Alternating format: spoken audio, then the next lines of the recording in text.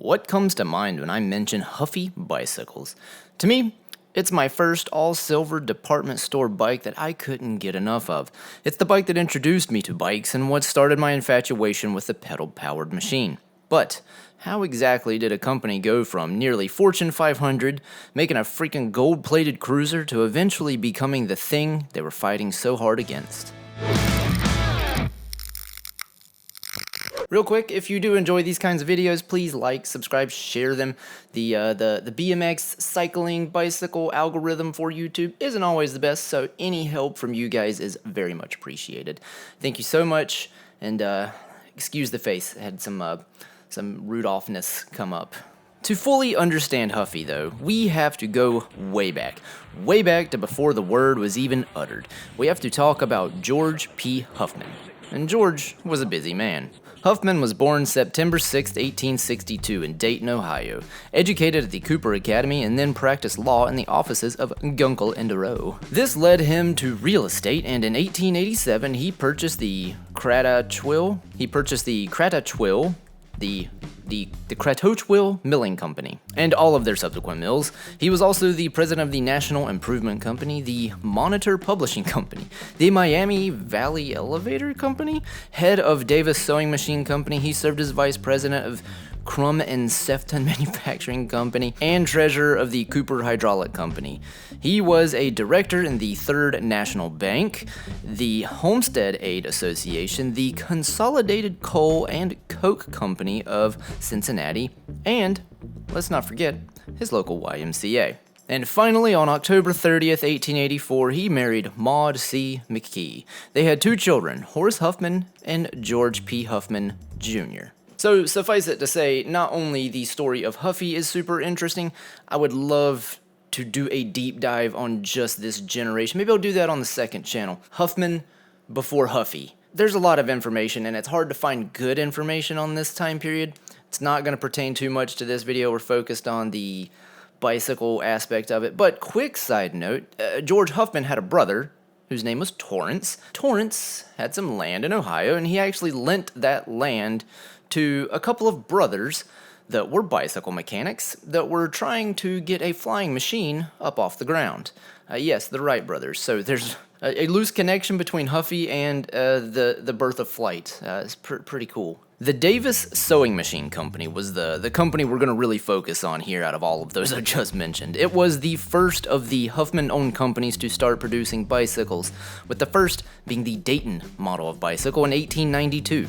A sleek, single-speed, fixed-gear leisure bicycle. This bike was a massive success, and in 1897, Davis Sewing announced that they had sold 26,000 of these models the previous 2 years. It was reported in the Dayton Herald that the Tsar of Russia and the Crown Prince of Italy also rode Daytons. And after all of this success that he had, Huffman died from complications of Bright's disease, that's a kidney disease, on December 31st, 1897, at the young age of 35. So to think about that, he had accomplished all of this stuff before the age of 35. That's another reason why I said this.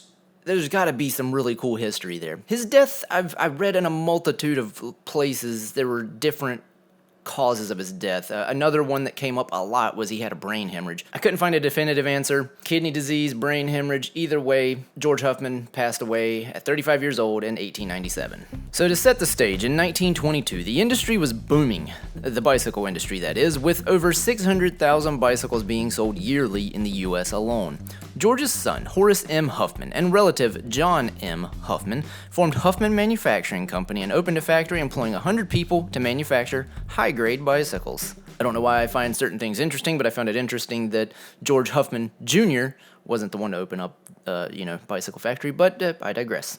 This is where a new line of bicycles with 4 models were put onto the market. Models you may have heard of: the Huffman Flyer, the Fleetwood, the Federal, and my personal favorite, the Radio. Because of the continuous improvement to the product line, by 1939 the company was making 600 bicycles a day, ranking it as the 4th largest bicycle maker in the country. And you do have to remember, cars were a luxury at this time, so a lot of people did get around by bicycle. Bicycles back then were not a hobby or a pastime, they were a legitimate mode of transportation. In the early 1900s, before kind of the first Model T and stuff, just to set the stage here, like, the first roads in America were built for bicycles. That's what I think is so funny. You can go back and find articles about how these newfangled Model T automobile contraptions should not be allowed on roads. They are way too dangerous for the roads that were built for people riding bicycles. World War II. There were only 2 companies in the US that were allowed to continue to produce bicycles during the war, and Huffman Manufacturing was one of them. They ended up producing over half the bicycles used by the armed forces. Huffman produced the wartime civilian transportation model. That was about as bare bones as it gets, but seeing as how you could only get bikes from a couple places at the time, their production doubled, and Huffman went from employing around 400 people to nearly 1,000 people in less than a year. The war ended in 1945 and people tried to go back to their lives. There were supply issues that hindered a lot of returning bicycle companies, but Huffy had that head start and got back to making a handful of bikes that were a success. And on May 13, 1947, the 1 millionth bicycle manufactured by Huffman Manufacturing was completed. It had a chrome frame that was plated with 14 karat gold. The bike had started on the assembly line at 5 p.m. and was finished no later than 5:07. The special bicycle was to be put on display fittingly at the Third National Bank in Dayton for about a month and can now be seen at the museum at Carillon Park. Training wheels. Oh, training wheels. I despise them, and I don't think they are a great tool for teaching kids how to ride a bike, but they have nonetheless been used by millions of kids, myself included. Now, for me at least, training wheels have always been a part of the cycling meta, but in 1949, Huffman Manufacturing were the first to start producing what was then called the convertible bike. These were 4-wheeled bikes for children learning how to ride, and were the first bicycles to be made with what we now call training wheels. At the time, they were described as detachable outrigger wheels. And by 1953, a Huffy logo was created and Huffman switched all of its bicycles to the Huffy brand we now know. A few of the most popular models included the first under the Huffy nomenclature, the aforementioned convertible, but also the Special Roadster, the Racer, the La France, and the Streamliner. The 1955 Huffy radio bicycle had a radio built into the tank with the antenna and battery pack on the rear carrier, my personal favorite, and thus Huffy was born, and boy was Huffy popular. So Huffy just kept chugging along, growing and growing and growing. The 60s were Huffy's kind of next big boom after World War II, with their sales more than doubling. Huffy came out with the Dragster, and it kind of established the trend in the 60s for bicycles. This was the 20-inch wheeled bicycle that had a banana seat and high-rise bars. They had a plant in Salina where the bulk of the company's bicycles were being produced with about 650 employees, and in 1968 it expanded the plant by 375,000 square feet for a total of 610,000 square feet. And in 1970, the Huffy Corporation was officially founded as an umbrella company to house the Huffy Bicycle division as well as Huffman Manufacturing Company's new sporting good line. And at this point in the story, I could completely diverge and just cover Huffy's sporting good lines. There's a lot of cool information there as well, but I'm going to try to stay a little bit more focused. But just to give a general overview, this Huffy Corporation purchased Jerry Baby Products, Washington Inventory Services, Raleigh Bicycle USA, and True Temper Garden Products. They were pretty diverse. Around this time, though, Huffman purchased YLCE, Yorba Linda Cycle Enterprises, and they converted them to a national service company. What they basically did was they assembled bicycles and other products for mass market stores such as Kmart, Target, Sears, Walmart. And in 1979, Huffy completed its 30 millionth bike, which can now be seen in the Smithsonian Institutes. Okay, so we'll round it. We'll say for about 100 years, Huffy grew like crazy. You know, they started in the late 1800s, and right now, approaching the 80s, they continued to grow, and they were one of the biggest manufacturers of bicycles in the world at the time, as well as owning a lot of these other, like True Temper Garden Products, stuff like that, stuff that is now even a big market. But the 80s, that's where things begin to turn. Huffy, again, continued to grow through the 80s and was nearly a Fortune 500 company, being labeled HUF on the New York Stock Exchange. Like, think about that. Like, a bicycle company is a Fortune 500 company, a bicycle company. In the 1984 and 88 Summer Olympics, United States athletes were riding Serrata-built bicycles racing under the Huffy brand and won 2 gold medals, 2 silver medals, and 1 bronze. And this was them trying to tiptoe and creep their way into the professional cycling market. And a technical development center housed in the Huffy corporate offices in Dayton, Ohio, was formed to research and create the next generation of road bikes at the time. It was led by Mike Melton, who designed the Olympic-winning bikes, and Steve Bishop, who was the head mechanic for the Olympic team. So Huffy was going all in on cycling. They sponsored some of the best teams at the time, including Greg LeMond and the famous 7-Eleven team. But cycling wasn't going all in on Huffy. Basically, it seemed as though the teams and even Greg LeMond were only using Huffy for the huge financial boost, and then turning around and openly mocking their products, and even using competitors' products during competition. I don't know why Huffy just didn't pull their sponsorship or threaten breach a contract like all the teams do now, but I'm guessing that's because there's a bigger story here.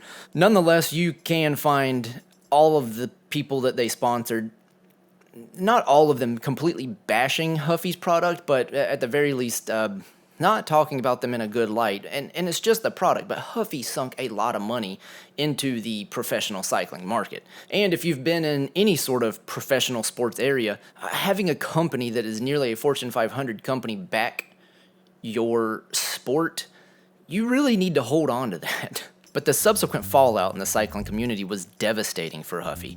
Huffy was trying to support cycling as a sport, but the sport was not reciprocating.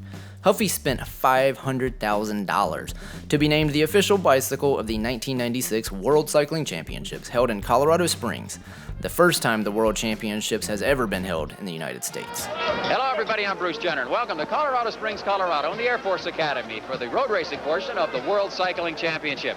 There are over 700 cyclists. And they did that at a time when Huffy was in deep financial trouble. So, the bicycle market at the time, the U.S. bicycle industry, had consolidated. Mass market retailers owned 3/4 of the U.S. market, gaining tremendous leverage over bicycle makers, Huffy included. So I grew up in the 90s. I'm a 90s kid. And the time period then, from what I remember, is much different than even now. I find more and more parents wanting to get their kid a quality bicycle, and that might be because bicycles are now more of a hobby than ever, I would say. But back then, I didn't know probably a single kid that had a bike shop bicycle. Everyone, you go to Walmart every Christmas, you get a new bicycle, you rode it till the wheels fell off, you got a new bicycle the next year. But in 1996, the bicycle division received a major blow when the U.S. courts ruled that surging imports of low-cost, mass-market bicycles from China did not pose a actual material threat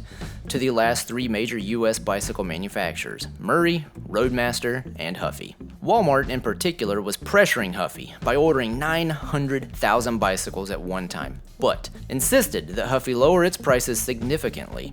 If they were going to buy American-made bicycles, they wanted them at the same price that they could get them from China. And with most of its eggs in the Walmart basket, Huffy had little choice but to agree to the terms.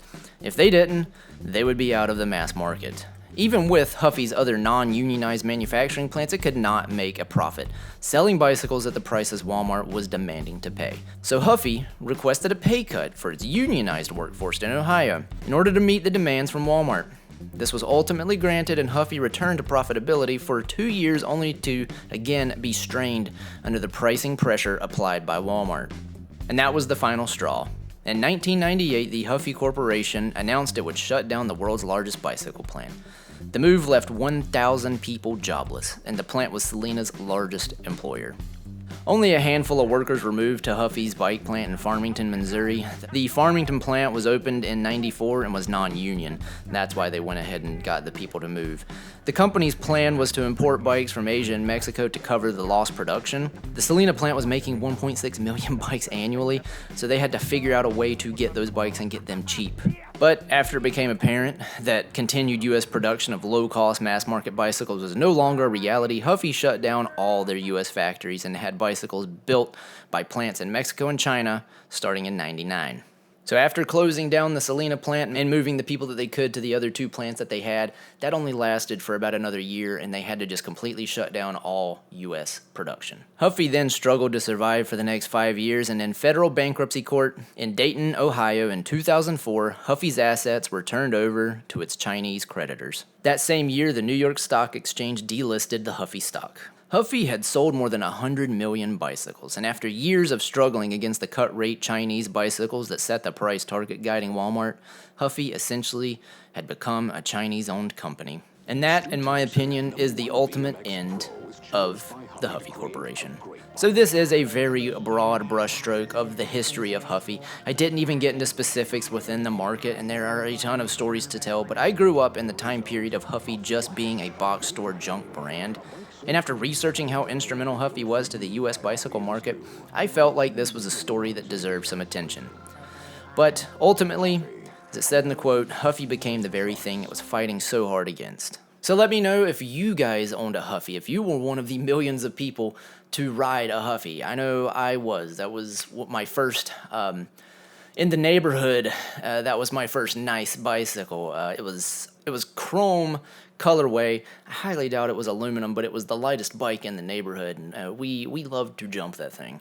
And I wanted to do this video at a time period when now Huffy has been sponsoring some high-level BMX racers again. We'll get to that, but just wanted to put this out there. Let me know what you guys think. Let me know what you guys think of Huffy as a brand. I'll see everybody in the next one. Love you.